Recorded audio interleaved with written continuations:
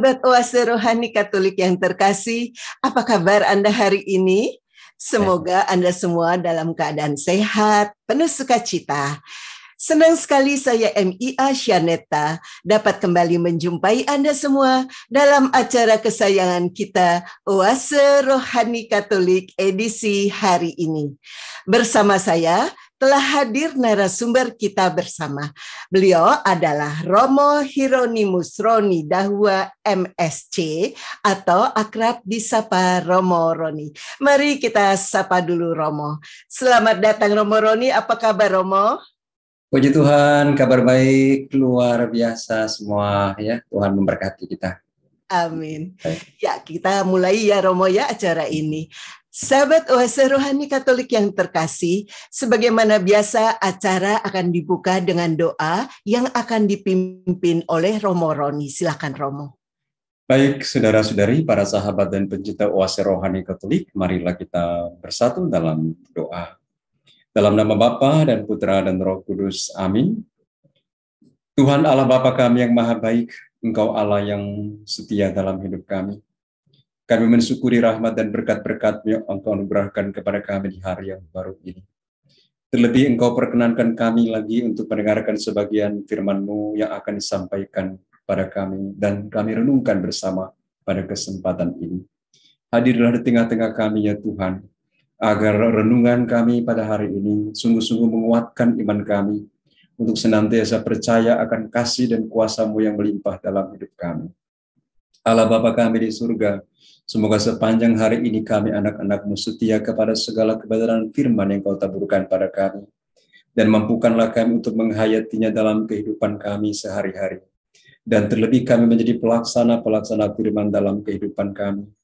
Agar hidup kami sungguh-sungguh berbuah seturut dengan kehendak-Mu. Bapa di surga, kepada-Mu kami serahkan hidup kami. Karena kami tahu Engkau Allah yang baik dan sempurna. Allah yang setia mengasihi kami. Berbelas kasihlah terhadap kami semua sepanjang hari ini, agar rahmat dan berkat-berkat yang kami butuhkan, Engkau curahkan secara melimpah dalam hidup kami. Bapa di surga, kami hantarkan doa kami ini kepada-Mu, dengan pengantaran Kristus Tuhan dan Juru Selamat kami. Amin. Dalam nama Bapa dan Putra dan Roh Kudus. Amin. Sahabat Oase Rohani Katolik yang terkasih, pada kesempatan kali ini saya akan membacakan bacaan dari surat pertama Rasul Paulus kepada jemaat di Korintus. Saudara-saudara, Roh menyelidiki segala sesuatu, bahkan hal-hal yang tersembunyi dalam diri Allah. Siapa gerangan di antara manusia yang tahu apa yang terdapat di dalam diri manusia selain roh manusia sendiri yang ada di dalam dia? Demikian pula tiada orang yang tahu apa yang terdapat di dalam diri Allah selain roh Allah. Kita tidak menerima roh dunia, tetapi roh yang berasal dari Allah, supaya kita tahu apa yang dikaruniakan Allah kepada kita. Dan karena kami menjelaskan hal-hal rohani kepada mereka yang mempunyai roh, kami berbicara tentang karunia-karunia Allah dengan perkataan yang diajarkan kepada kami, bukan oleh hikmat manusia, tetapi oleh roh. Tetapi manusia duniawi tidak menerima apa yang berasal dari roh Allah, karena hal itu adalah suatu kebodohan. Ia tidak dapat pula memahaminya, sebab hal itu hanya dapat dinilai secara rohani. Sebab manusia rohani menilai segala sesuatu, tetapi ia sendiri tidak dinilai oleh orang lain. Sebab siapakah yang mengetahui pikiran Tuhan, sehingga ia dapat menasehati dia? Tetapi kami memiliki pikiran Kristus. Demikianlah sabda Tuhan. Syukur kepada Allah. Mazmur tanggapan. Tuhan itu adil dalam segala tindakannya. Tuhan itu adil dalam segala tindakannya. Tuhan itu pengasih dan penyayang, panjang sabar dan besar kasih setianya. Tuhan itu baik kepada semua orang, penuh rahmat terhadap segala yang dijadikannya. Tuhan itu adil dalam segala tindakannya. Segala yang kau jadikan itu akan bersyukur kepadamu ya Tuhan, dan orang-orang yang kau kasihi akan memuji Engkau. Mereka akan mengumumkan kemuliaan kerajaan-Mu dan akan membicarakan keperkasaanmu. Tuhan itu adil dalam segala tindakannya.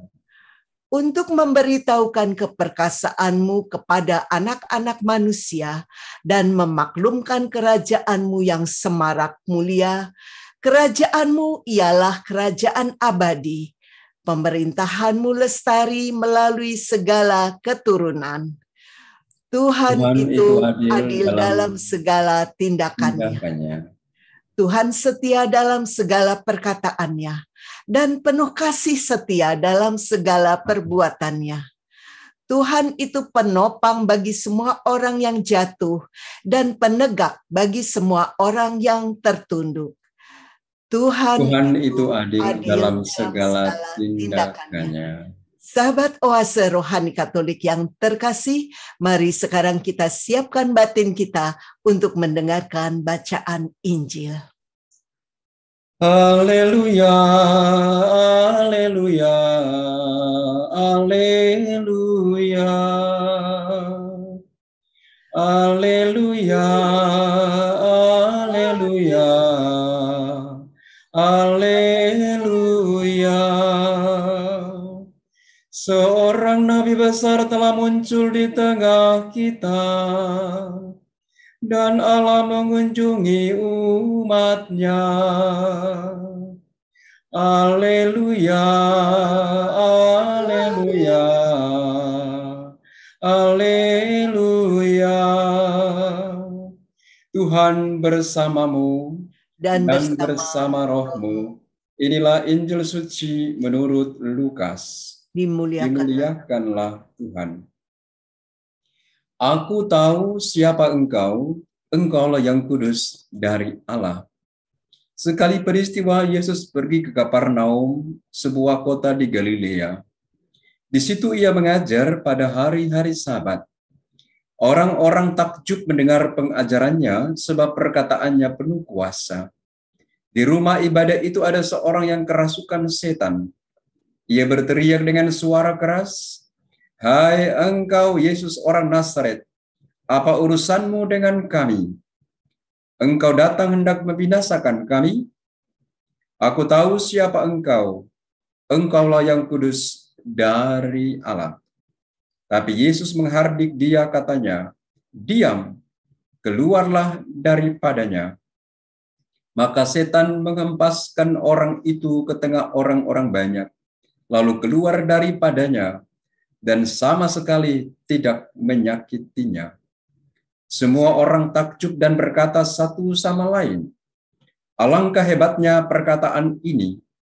Dengan penuh wibawa dan kuasa ia memberi perintah kepada roh-roh jahat, dan mereka pun keluar."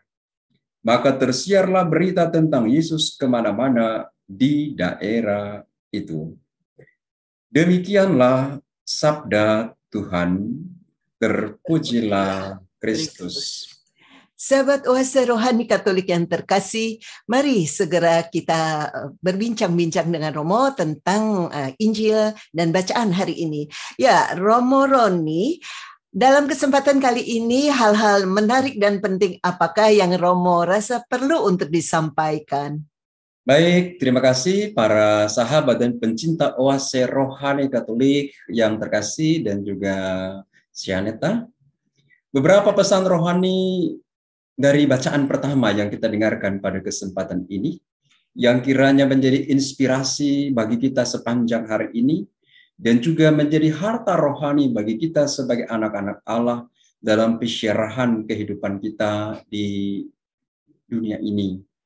Yang pertama adalah kita bersyukur bahwa Rasul Paulus dalam bacaan pertama kepada jemaat di Korintus mengingatkan satu hal yang istimewa dalam kehidupan kita sebagai anak-anak Allah, yaitu bahwa dalam diri kita Tuhan menganugerahkan Roh Kudus-Nya sendiri. Ini hal yang sangat istimewa karena Tuhan berkenan mencurahkan Roh Kudus-Nya di dalam diri kita masing-masing dengan maksud agar oleh Roh Kudus Allah itu kita mengenal Allah dan mengenal sesuatu di dalam Dia. Karena itu lewat sakramen pembaptisan yang kita terima, sakramen krisma yang kita terima, sakramen-sakramen ini mau mengantar kita kepada kesadaran penuh sebagai anak-anak Allah, bahwa dalam kehidupan ini kita bukan hanya manusia biasa, hanya terdiri dari jasmani saja, tapi kehidupan kita ini terdiri dari jasmani, rohani, dan yang spiritual, yaitu Roh Allah yang tinggal di dalam kita. Jadi saudara-saudari, para sahabat dan pencinta kuasa rohani Katolik, inilah pesan pertama yang Paulus ingin ingatkan kepada kita dalam bacaan pertama, yaitu bahwa Roh Tuhan ada padaku. Roh Tuhan ada padamu, yaitu supaya kita mengenal Allah dan segala kebenarannya di dalam kehidupan kita setiap hari. Yang kedua ialah Rasul Paulus membedakan antara manusia duniawi dan manusia rohani. Dikatakan di sana manusia duniawi tidak mengenal Allah, tidak mengenal hikmat Allah, dan bahkan mereka menilai manusia rohani sebagai sebuah kebodohan. Hal-hal rohani menjadi sesuatu yang tidak berarti bagi mereka. Yang utama bagi mereka adalah hal-hal duniawi, yaitu kekuatan hidup yang mengandalkan kekuatan dunia dan kekuatan manusia itu sendiri, yang sebenarnya secara beriman kita katakan hidup itu sangat rapuh, sangat lemah, sangat tidak berdaya kalau kita hanya bersandar pada kekuatan manusia atau kekuatan duniawi. Sementara manusia rohani itu adalah manusia yang mampu menilai segala sesuatu. Mengapa? Karena manusia rohani itu Roh Tuhan atau kuasa Tuhan itu ada di dalam dirinya, sehingga dia mampu untuk melihat segala sesuatu dalam kacamata atau dalam terang kuasa dan kasih Tuhan sendiri. Sehingga manusia rohani akan melihat bahwa setiap peristiwa-peristiwa dalam hidup mereka, setiap pengalaman-pengalaman yang terjadi dalam hidup mereka, mereka mampu melihat di situ ada karya-karya Allah yang indah, ada tanda-tanda kehadiran Allah yang senantiasa hadir menyertai kehidupan mereka. Iya, iya. Dan pesan yang ketiga, nilai rohani yang ketiga dari bacaan pertama yang kita dengarkan pada kesempatan ini ditegaskan bagian terakhir begini. Kita ini memiliki pikiran Kristus. Ah, ini bagus. Kita ini memiliki pikiran Kristus. Jadi pikiran kita ini bukan hanya pikiran manusia semata-mata. Bukan hanya pikiran kita sendiri, tapi pikiran kita ini berisi tentang pikiran Kristus yang mengajarkan kita tentang segala kebenaran, tentang kehendak Allah yang menyelamatkan hidup kita. Sehingga tidak ada alasan bagi orang percaya, bagi orang beriman untuk mengatakan, saya tidak tahu apa itu kebenaran. Saya tidak tahu siapakah itu Yesus. Saya tidak tahu apa itu kasih. Saya tidak tahu apa itu pengampunan. Tidak ada alasan kita berkata begitu. Mengapa? Karena Allah turut bekerja dalam diri kita dan pikiran kita ini adalah pikiran Kristus Yesus yang ditempatkan di dalam tubuh kita. Yang saya kira ini Sianeta 3 pesan rohani dari bacaan pertama yang saya kira sangat luar biasa untuk. Ya, ini memang luar biasa ya Romo Roni. Saya justru tertarik untuk menanyakan tadi ya, perbedaan antara manusia duniawi dan rohani. Tadi kan dikatakan ya memang ada dua orang yang sangat dua macam orang yang sangat berbeda ya Romo ya dalam memandang segala sesuatu. Nah, faktanya yang kita lihat sekarang nih Romo, banyak orang-orang yang memang rajin nih menjalankan agamanya ya, tapi masih terlalu duniawi nih Romo gitu. Nah, mungkin Romo bisa menanggapi atau memberikan contoh-contoh dalam kondisi sehari-hari sehingga orang bisa lebih paham gitu Romo. Oke, baik. Memang seperti Sianeta tadi katakan ya, memang kadang kita melihat ada orang yang rajin ya ke gereja, bahkan masuk dalam kelompok-kelompok kategorial doa dan sebagainya. Tapi hidup mereka memang masih sangat dikuasai oleh kepentingan duniawi. Artinya mereka tidak mampu untuk mempersatukan antara kehidupan dunia dan rohani itu yang sebenarnya memang tidak boleh dipertentangkan. Tetapi bagaimana hidup duniawi itu harus dilingkupi, harus dijiwai, harus diinspirasikan oleh hidup rohani. Karena memang kita tidak bisa menolak, kita hidup di dunia. Kita ada di dunia, tapi bagaimana kebenaran-kebenaran Kristus, cinta kasih Kristus itu sungguh-sungguh harus merasuki hidup kita, ya, merasuki pikiran kita agar kita mampu untuk melihat bahwa segala sesuatu yang kita lakukan, yang terjadi dalam kehidupan kita itu sungguh-sungguh terjadi dalam kuasa dan rencana Tuhan untuk kita. Itu yang pertama. Menyambung pertanyaan tadi kan dikatakan bahwa kita tuh memang sangat bersyukur bahwa dalam diri kita Tuhan menganugerahkan Roh Kudus-Nya sendiri, ya Romo ya. Nah, itu kan adalah satu anugerah yang luar biasa. Tapi kok masih banyak muncul manusia-manusia duniawi ini tadi, Romo? Apakah mereka itu adalah tipe orang-orang yang menolak anugerah tersebut atau bagaimana, Romo? Sebenarnya mungkin mereka bukan menolak, ya. Mereka mungkin bukan menolak, tapi mereka belum mampu untuk mengambil pilihan-pilihan yang terbaik.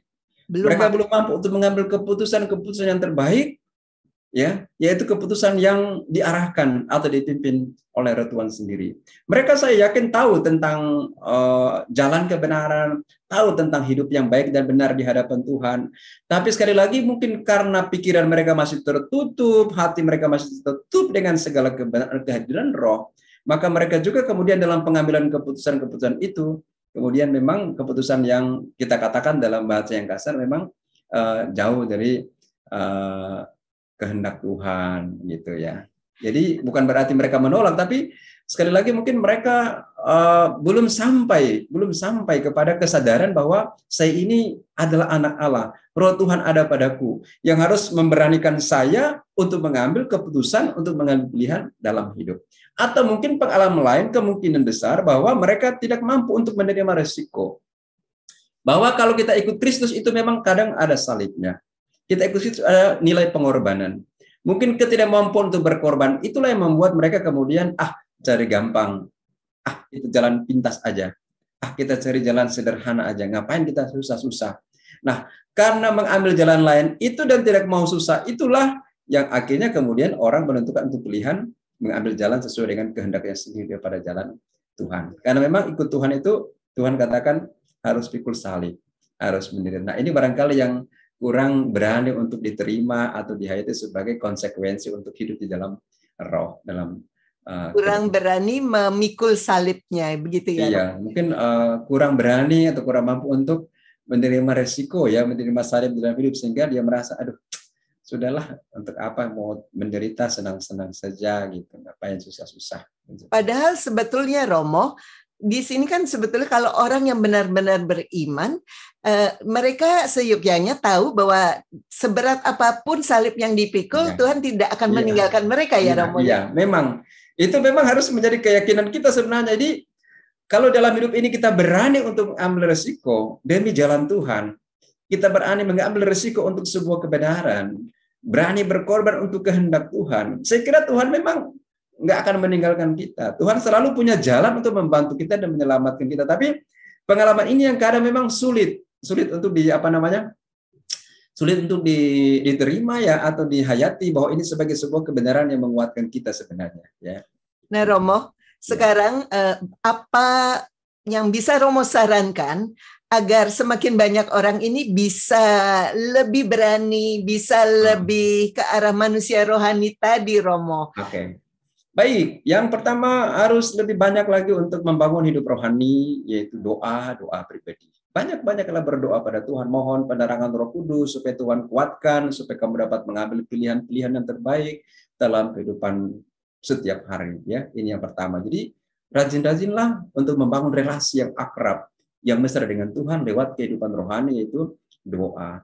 Yang berikut adalah berusahalah untuk selalu banyak membaca dan menemukan sabda Tuhan. Karena sabda Tuhan itu menjadi kekuatan bagi kita. Bahkan dikatakan bahwa sabda Allah itu adalah kekuatan Allah yang sebenarnya. Jadi ketika kita dekat dengan firman Tuhan, kita menghayati firman Tuhan, sebenarnya kuat kuasa Allah itu ada di dalam diri kita. Kemudian yang ketiga adalah kita tingkatkan lagi, kita punya latihan-latihan rohani, yaitu meditasi, ikut kelompok-kelompok doa dan sebagainya, ya. terjun dalam kegiatan-kegiatan pelayanan, sehingga memang kita merasa lewat pelayanan-pelayanan kita lakukan itu kita belajar, oh ternyata ikut Kristus itu memang ada pengorbanan. Ketika mengikuti Kristus dalam itu memang pelayanan itu memang ada sesuatu yang harus kita lepaskan. Misalnya egoisme diri kita, kepentingan diri kita. Nah, ketika kita terbiasa untuk melayani, ketika kita tahu oh di balik pelayanan ada pengorbanan, kita kemudian mulai belajar. Oh ya ternyata ikut Tuhan itu memang atau hidup dalam roh itu memang dibutuhkan sebuah kerelaan untuk berkorban seperti itu. Ya. Nah, sayangnya Romo kalau kita perhatikan ya, seringkali orang yang dilayani ini masih belum terlalu bisa membedakan pelayanan dari manusia yang rohani dan manusia yang duniawi tadi ya Romo ya. Nah, acap kali mereka justru lebih condong melihat pelayanan dari manusia yang duniawi ini sebagai sesuatu yang kayaknya ya ini yang lebih dihargai begitu Romo. Nah, bagi manusia yang melayani secara rohani itu tentu juga sedikit banyak juga ya mengusik lah walaupun mereka tetap jalan. Nah, apa pendapat Romo tentang hal ini? Ya. Mungkin saya pikir bagi mereka yang melaksanakan pelayanan rohani dengan sungguh-sungguh ya, dengan penuh kasih, tidak usah berkecil hati ya, karena kita melayani itu kan kita tidak mencari puji-pujian manusia ya. Kita tidak mencari pahala, tapi kita mencari puji-pujian dari Tuhan. Kadang kita punya pelayanan tidak dihargai. Kadang pelayanan kita mungkin ya tidak dinilai apa-apa. Tapi ketika kita mau melakukannya dengan tulus, dengan hati yang penuh kasih, Tuhan yang akan membalas segala perbuatan-perbuatan baik kita ya. Itu seperti Mother Teresa kan katakan, kalau kamu melakukan sesuatu tidak usah nanti hal-hal yang besar yang kamu lakukan membuat kamu itu dipuji dan dibangga-banggain orang. Nggak perlu. Tapi lakukanlah hal-hal kecil dengan hati yang besar dan penuh kasih. Itulah yang berkenan kepada Tuhan. Jadi memang orang-orang sih suka menghargai ya apa yang duniawi ya. Apalagi kalau dibawakan pakaian, dibawakan duit, dibawakan, oh itu senang banget dia. Waduh, pelayanan kalian bagus. Tapi orang yang melayani dengan doa, misalnya di rumah doa-doain dia, yang selalu kirimin kata-kata rohani, dianggap nggak berarti. Tapi justru itulah yang sebenarnya kalau kita lakukan dengan setia, justru itulah yang sebenarnya menguatkan dan berkenan di hati Tuhan. Jadi kita melayani saja tugas kita. Soal besar kecilnya itu Tuhan yang ukur. Dan Tuhan ukur dari apa? Bukan dari apa yang kita berikan, tapi dari hati kita yang tulus dan ikhlas untuk memberikan sesuatu kepada orang lain. Ya. Dengan kata lain, seberat apapun itu, ya mungkin memang orang-orang yang sudah bisa menjadi manusia rohani, ini mungkin mereka sih tidak mengharapkan puji-pujian ya Romo, mereka sudah sampai di tingkatan itu gitu kan. Nah, tapi acap kali kan tidak mudah ya Romo, karena justru mereka sudah tidak pamrih, tapi seringkali memang dari lingkungan itu sendiri kurang kondusif atau bahkan rasanya menyusahkan misi mereka gitu. Nah, saran Romo untuk orang-orang ini tetap jalan gitu ya Romo ya. Iya. Saran saya kepada mereka, tetaplah berbuat baik. Apapun tantangannya, apapun resiko, tetaplah berbuat baik. Karena perbuatan baik Anda itu sangat berarti bagi orang lain dan sangat berarti bagi kemuliaan Tuhan. Jadi tidak usah Anda takut untuk melayani. Pokoknya dimanapun Anda melayani dengan tulus ikhlas, kadang Anda ditolak, situasi Anda tidak mendukung, tapi berikanlah yang terbaik. Karena Tuhan, tugas kita adalah kita memberi saja. Tugas kita memberi, dan memberi. Nah, itu Tuhan yang akan menghargai, Tuhan akan memberikan berkat kepada kita selalu. Gitu. Jadi teman-teman setia melayani. Ya.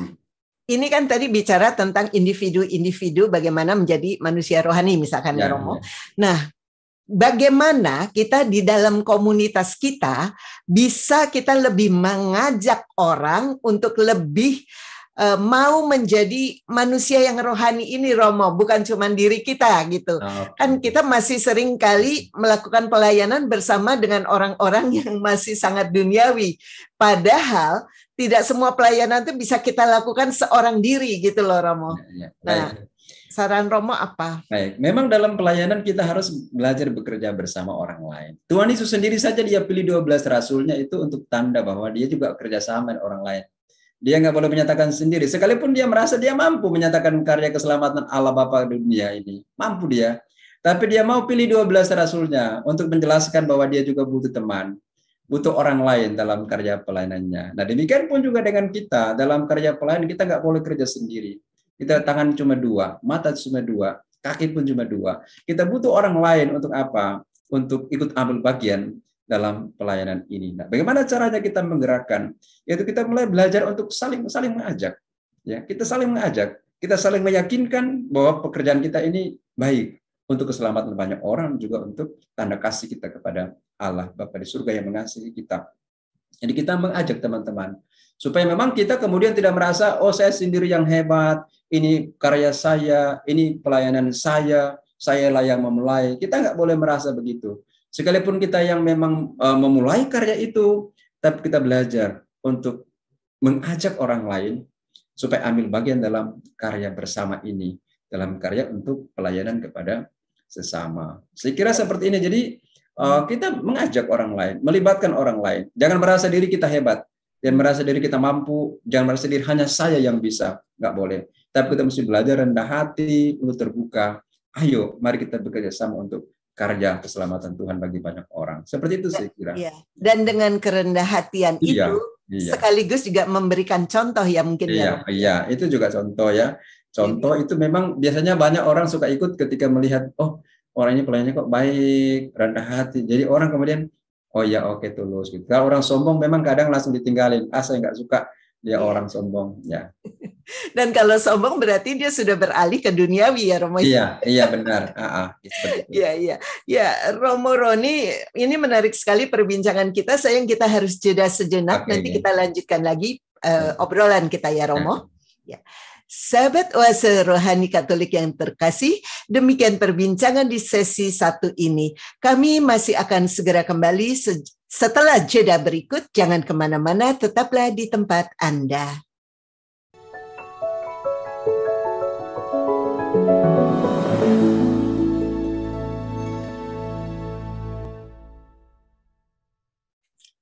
Sahabat Oase Rohani Katolik yang terkasih, terima kasih masih bersama kami di acara Oase Rohani Katolik edisi hari ini. Masih bersama dengan Romo Hieronimus Roni Dahua MSC dan saya MIA Syaneta. Bagi Anda yang ingin mengirimkan saran atau kritik, kami persilakan untuk mengirimkannya via email di orkkaj2021@gmail.com atau melalui WhatsApp di nomor 0881 0251 33438. Mari sekarang kita lanjutkan perbincangan kita. Ya, Romo Roni, di sesi 2 ini hal-hal penting dan menarik apa yang ingin Romo sampaikan? Baik, para sahabat dan pencinta Oase Rohani Katolik dan Syanet yang terkasih, beberapa pesan penting atau pesan rohani dari bacaan Injil yang kita dengarkan pada kesempatan ini. Pesan yang pertama yaitu bahwa bacaan Injil hari ini mau menegaskan bahwa Yesus itu adalah anak Allah yang penuh dengan kuasa. Sehingga dengan penegasan ini kita semakin dekat dengan Tuhan, harus semakin percaya kepadanya. Kita serahkan hidup kita kepadanya, karena kita tahu bahwa Allah yang kita percaya ini dalam diri Yesus adalah pribadi yang penuh kuasa. Kita semua harus tahu kepada siapa kita percaya, kepada siapa kita berharap, itu kepada Yesus Kristus Tuhan kita, anak Allah yang penuh kuasa. Kalau setan saja di rumah ibadah bisa mengakui bahwa engkaulah Mesias yang kudus dari Allah, maka hendaklah kita, semestinya kita yang percaya benar-benar sebagai pribadi yang beriman, harus jauh lebih mampu untuk percaya bahwa Yesus sungguh-sungguh adalah anak Allah. Karena kadang kita suka ragu-ragu dalam hidup ini. Terlebih ketika menghadapi goncangan, tantangan, kesulitan, penderitaan. Kadang kita punya iman akan Kristus sebagai anak Allah yang penuh kuasa itu rapuh, goyah. Kita menjadi tidak mengenalkan Dia. Kita lebih mengandalkan kekuatan-kekuatan duniawi, kekuatan manusiawi daripada kekuatan Allah sendiri. Kita lupa bahwa Kristus Yesus itu sanggup melakukan segala sesuatu yang terbaik, yang indah dalam kehidupan kita. Ini pesan yang pertama. Pesan yang kedua adalah bagaimana perkataan-perkataan Yesus itu penuh wibawa dan penuh kuasa. Tentunya perkataan-perkataan Yesus ini mau menegaskan kepada kita sebagai orang-orang beriman bahwa perkataan Yesus itu juga adalah perkataan-perkataan kita yang bisa kita ucapkan, dan setiap ucapan-ucapan kita yang kita sampaikan kepada orang lain itu, kalau kita sampaikan dalam nama Allah, dalam kuasa Yesus, perkataan-perkataan kita itu bisa mengubah hidup orang lain menjadi lebih baik, bisa menyembuhkan orang dari masalah-masalah yang mereka hadapi, teristimewa masalah-masalah rohani yang mereka hadapi dalam hidup mereka sehari-hari. Dalam bacaan Injil itu kita dengarkan bagaimana Yesus itu mengusir itu roh jahat dalam diri orang-orang yang kerasukan itu hanya dengan perkataan-perkataan yang luar biasa. Diam, keluarlah daripadanya, maka mereka pun keluar. Sampai orang-orang takjub, mereka katakan, kata-katanya luar biasa banget.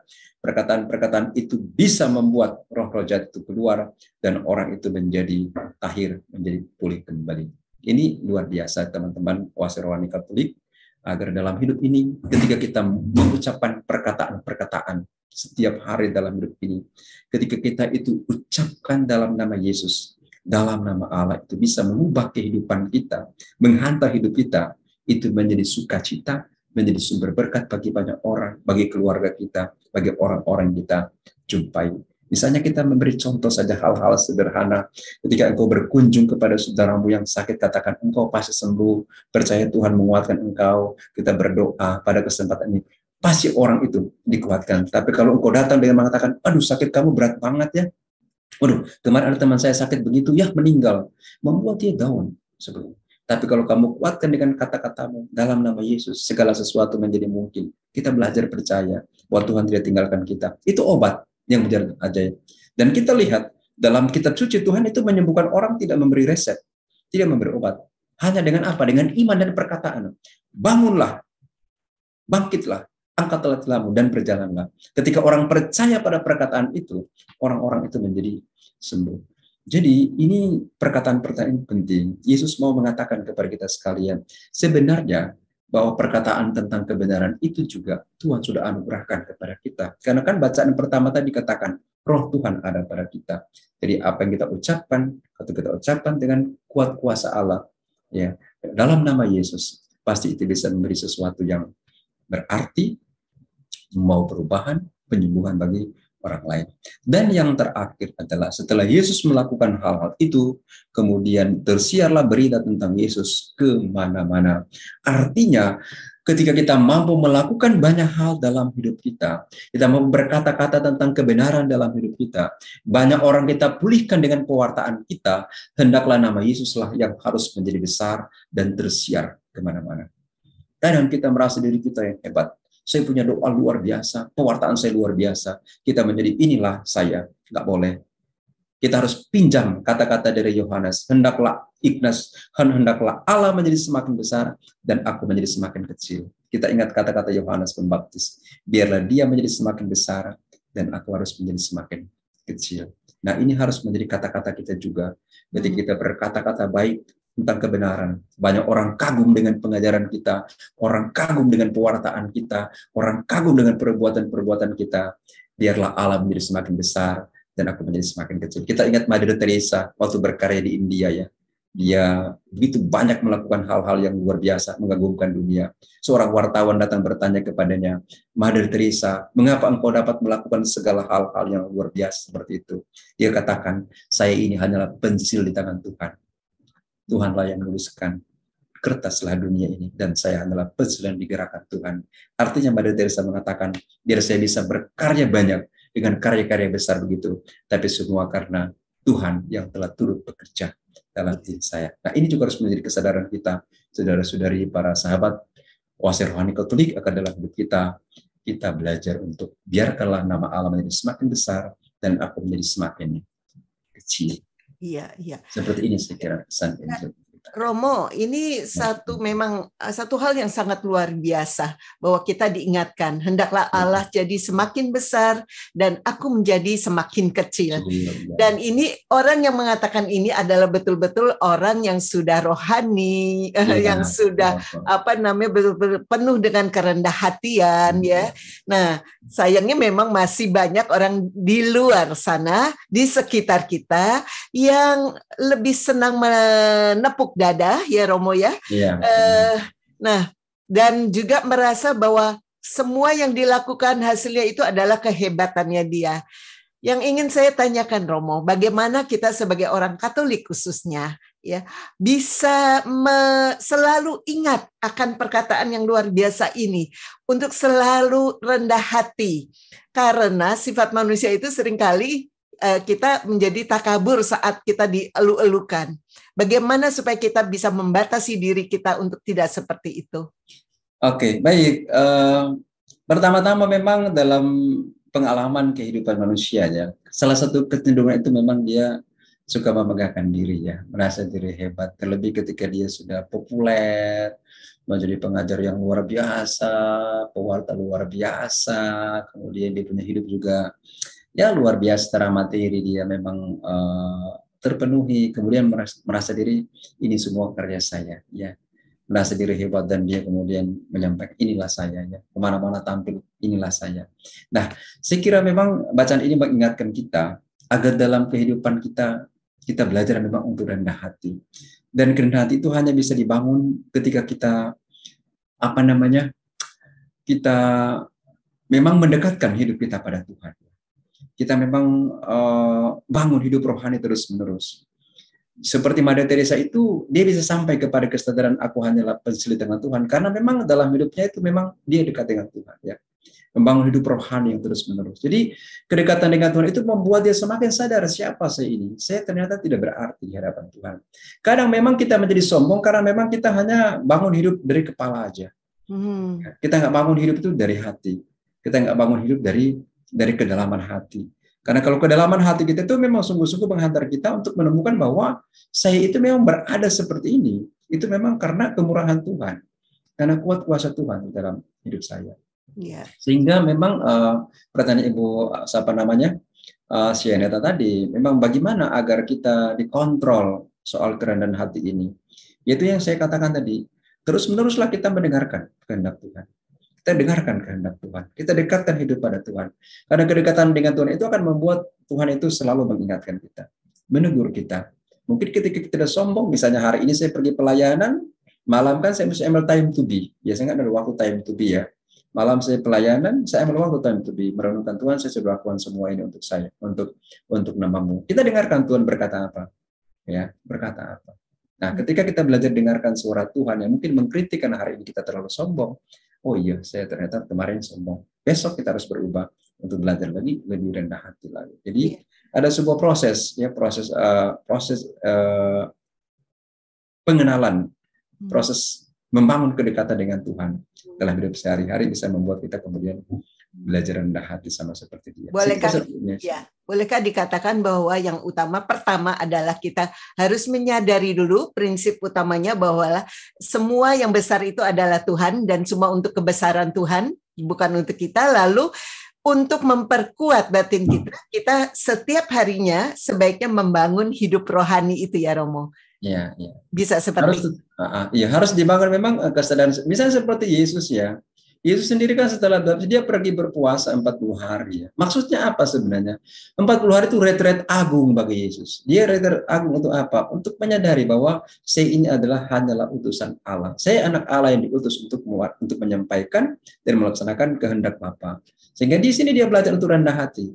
Dia rendah hati. Jadi retret agung ini membuat itu semakin banyak mendengarkan tentang kehendak Allah, semakin banyak mendengarkan suara-suara Tuhan dalam hidupnya, sehingga dia dalam hidup karyanya memang dia kemudian tidak terjebak untuk mengandalkan dirinya sendiri, tapi kemudian dia selalu diikat atau dibingkai oleh saya datang untuk melakukan kehendak Allah dalam hidup saya. Seperti ini saya kira. Ya. Romo, saya tertarik dengan ucapan Romo tadi tentang kekuatan tadi ya, kekuatan ucapan kita ya Romo ya. Nah, memang yang sudah kelihatan di depan mata kalau kita misalkan mengeluarkan perkataan yang negatif itu dampaknya negatif ya Romo. Nah, boleh tolong Romo berikan contoh-contoh yang mungkin Romo lihat yang masih Romo rasanya mungkin gemes gitu loh Romo. Aduh ini kenapa sih misalkan antara orang tua dan anaknya, antara pimpinan dengan karyawannya misalkan Romo. Yang menyangkut tentang dahsyatnya kekuatan dari perkataan ini Romo. Oke, baik. Dahsyatnya dari kekuatan itu. Saya sendiri secara pribadi begini Ibu Syanet ya. Saya beberapa waktu lalu tuh mengalami gangguan kesehatan ya, gangguan kesehatan ya. Saya ke dokter, kemudian mendapatkan perawatan. Tapi saya sendiri berusaha untuk selain dapat obat dari dokter, saya sendiri harus menguatkan hati dan iman saya bahwa saya sembuh. Itu setiap bangun pagi saya katakan apa Ibu Sinet? Setiap saya bangun pagi saya duduk, saya sehat, saya sehat, saya sehat, saya sehat. Ya. Atau beberapa waktu lalu saya di pelayanan ke Bandung di Cancer Society ya, di Bandung ya, Bandung Cancer Society. Orang-orang yang kena cancer itu punya komunitas, saya layani mereka di sana. Saya katakan kepada mereka, setiap kamu bangun pagi katakan dalam hati, saya nggak sakit, saya nggak sakit, saya nggak sakit. Dan ternyata itu memang menguatkan. Karena kalau kita bangun pagi kita sudah merasa, aduh saya sakit. Sepanjang hari itu you akan merasa you sakit. Kata-kata sangat berpengaruh banget. Ya, tapi kalau you memang sakit tapi you bangun pagi seperti saya ya, waktu saya sakit saya kata saya sehat, ya Tuhan sayang saya, Tuhan sayang saya. Kata-kata itu terngiang-ngiang dan itu membesarkan. Oh ya hari ini saya pasti sehat. Sehingga saya minum obat, saya makan pun dikuatkan oleh perkataan baru saya sehat itu. Itu yang pertama. Kemudian karyawan-karyawati saya di sini juga di pastoran kan. Di gereja ada karyawan, ya ada tukang masak, ya ada keuangan, dengan memang kemampuan-kemampuan yang berbeda-beda. Ya, saya nggak bisa bandingkan A dengan B punya kemampuan karena juga pos mereka juga berbeda-beda. Tapi saya selalu berusaha untuk pertama adalah menghargai mereka dengan kemampuan mereka masing-masing, menghargai. Kamu semua bisa, kamu mampu. Misalnya tukang masak ya, karena dia menyajikan makanan memang misalnya tidak sesuai yang saya suka. Saya nggak katakan makanan kamu nggak enak, makanan kamu enggak. Saya bilang, oh makanan kamu ini enak ya, tapi mungkin coba dicampur ini dikit, tambahin ini dikit. Oh ya baik Romo. Jadi dia merasa dia punya perbuatan itu sangat dihargai. Dan itu membuat dia juga sukacita melayani saya. Tapi kalau saya selalu marah dia, makanan kamu nggak enak, makanan apa ini? Dia juga nggak akan sukacita melayani saya dan dia akan takut-takut untuk bekerja. Tapi setiap dia layani saya bilang, makanan kamu ini enak, tapi kayaknya coba berikut besok kamu campur ini deh, kamu tambahin ini, pasti enak ini. Oh baik Romo. Jadi besok dia juga akan menyajikan dengan halnya, oh iya. Jadi kemudian dia merasa saya itu menguatkan. Jadi kata-kata itu menguatkan kita. Iya. Nah, atau kemudian memang pada anak-anak kita dulu, kebetulan kan saya juga di sekolah ya, kepala sekolah. Kata-kata kita pada anak-anak itu sangat berpengaruh. Kalau setiap kita ngajar, kita katakan, kamu ini goblok banget, kemarin masih merah, hari ini juga begini, kamu goblok. Membuat dia nggak berkembang. Itu kan perkataan kita kan kuasa. Kata-kata kita kan adalah doa. Jadi kalau kita selalu katakan kata-kata yang perkataan yang sia-sia, itu akan berbuah juga pada anak itu. Nah, kalau kita berkatakan kamu hari ini belajarku, hari ini kamu masih dapat 5, besok harus dapat 6 deh, coba kamu belajar seperti ini. Jadi kata-kata itu kemudian membuat dia, oh ya mencari yang baik, dia merasa dikuatkan, jadi tidak direndahkan. Itu anak-anak ya. Karyawan juga pun begitu ya. Di sini saya punya karyawan, memang rata-rata aplikasi karyawan saya di sini saya dapatkan dari pendahulu ya. Memang dari kategori saya sebenarnya nggak pas, nggak cukup SDM. Tapi sudah saya berusaha untuk bangunkan mereka.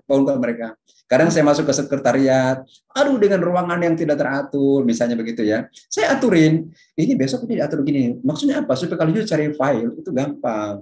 Kamu kerja sudah bagus, saya bilang sudah rapi, cuma sudah rapi, tapi mungkin disorong-sorong gini dikit, ini taruh di kotak-kotak. Oh iya baik Romo. Jadi merasa dikuatkan. Terus kamu goblok banget ngaturnya apa begini kotor. Dia bisa marahin saya dan dia bisa nggak antipati pada saya karena kok Romo kasar banget seperti itu. Iya. Tapi sekali lagi kata-kata itu memang menguatkan kita. Kata-kata itu bisa mengubah kalau kita perkatakan dalam nama Yesus dan dengan semangat kasih bisa mengubah orang. Seperti itu. Ya, jadi kata-kata yang positif itu Iya, menguatkan dan iya, membangun ya Romo ya. iya, Kalau yang iya, negatif itu iya. menjatuhkan dan justru merusak ya Iya, Romo ya. menyakiti. Kadang itu Menyakiti. menyakiti. Bahkan melukai juga kalau Iya, iya. melukai. Termasuk yang orang tua kalau sekesal-keselnya ke Iya, anak, jangan ngatakan kamu bandel iya banget kamu sih. Apa itu? bandel, goblok banget. Itu kan anak kita. Itu kan Iya, anak Allah. Masa kamu katakan anak kamu bandel? Anak kamu sendiri kok. iya, Ngomong anak iya. kamu sendiri. Harusnya kamu hargai dia. Oh ya sudah kamu. Ya, ya, sekali lagi memang kata-kata itu juga menjadi doa ya Romo. Iya, iya betul. Baik Romo Roni, sayang sekali waktu kita sudah habis, kita harus akhiri acara kita di sini. Terima kasih ya Romo sudah Masih. berbincang-bincang di sini. Ya, sahabat Oase Rohani Katolik yang terkasih, sampailah kita di penghujung acara. Sebagaimana biasanya, acara ini akan ditutup dengan doa dan berkat melalui Romo Roni. Silakan Romo. Baik, saudara-saudari, para sahabat dan pencinta Oase Rohani Katolik, saya Neta yang terkasih, mari kita menutup pertemuan kita pada hari ini dengan doa. Dalam nama Bapa dan Putra dan Roh Kudus, amin. Tuhan Allah Bapa kami yang maha baik, kami bersyukur dan berterima kasih kepadamu karena firman-Mu telah Engkau sampaikan kepada kami dan kami telah merenungkannya. Engkau telah mengajarkan kami lewat firman-firman-Mu yang kami dengarkan pada hari ini, bahwa roh Tuhan ada pada kami, roh kudus-Mu telah Engkau curahkan kepada kami, agar kami semakin mengenal Engkau dan segala kebenaran-Mu dalam hidup kami, agar kami mampu membangun manusia-manusia rohani, pribadi-pribadi yang berkenan di hati-Mu, yang mengenal dan menilai segala sesuatu berdasarkan kehendak-Mu. Jauhkanlah kami dari manusia duniawi ya Tuhan, dan bentuklah hidup kami, bila kami Engkau menemukan kami masih manusia duniawi, menjadi manusia rohani seturut dengan kehendak-Mu. Kami juga bersyukur dan berterima kasih kepadamu ya Bapa, karena pada hari Engkau yakinkan hati kami masing-masing bahwa Engkaulah Allah yang penuh kuasa yang hadir dalam diri Yesus Kristus Putra-Mu. Semoga kami semakin percaya kepadanya, menyerahkan hidup kami kepadanya, dan membiarkan hidup kami dituntun olehnya ke jalan yang benar, ke jalan yang menuntun kami kepada sukacita anak-anak-Mu. Bapa di surga, ajarlah kami untuk menyampaikan perkataan-perkataan yang menyelamatkan, perkataan-perkataan yang penuh kuasa dalam nama-Mu sendiri, agar setiap perkataan yang kami ucapkan bisa menyembuhkan banyak orang, bisa menguatkan hati kami, bisa menghantar orang untuk menemukan arti hidup mereka yang sesungguhnya di hadapan-Mu. Bapa di surga, semoga dalam hidup kami, biarlah Engkau menjadi semakin besar dan kami menjadi semakin kecil. Ajarlah kami untuk selalu rendah hati di hadapan-Mu, untuk setia kepada segala kehendak-Mu. Semoga dalam kehidupan kami hari ini dan di hari-hari selanjutnya, Engkau dapati hanyalah hamba di tangan-Mu yang setia, percaya, mendengarkan, dan melaksanakan firman-Mu. Engkaulah Tuhan dan pengantara kami, yang hidup dan berkuasa, kini dan sepanjang segala masa. Amin. Semoga Tuhan beserta kita, sekarang dan selama-lamanya. Semoga kita sekalian dilindungi, dikuatkan, disertai dengan berkat Allah yang Maha Kuasa, Bapa dan Putra dan Roh Kudus. Amin. Terima kasih Romo Roni. Sahabat Oase Rohani Katolik yang terkasih, demikian perbincangan kita kali ini. Semoga banyak manfaatnya bagi Anda semua. Romo Hieronimus Roni Dahua MSC dan saya MIA Syaneta pamit undur diri dan kita akan berjumpa kembali pada kesempatan berikutnya. Selamat melanjutkan aktivitas Anda dan salam damai.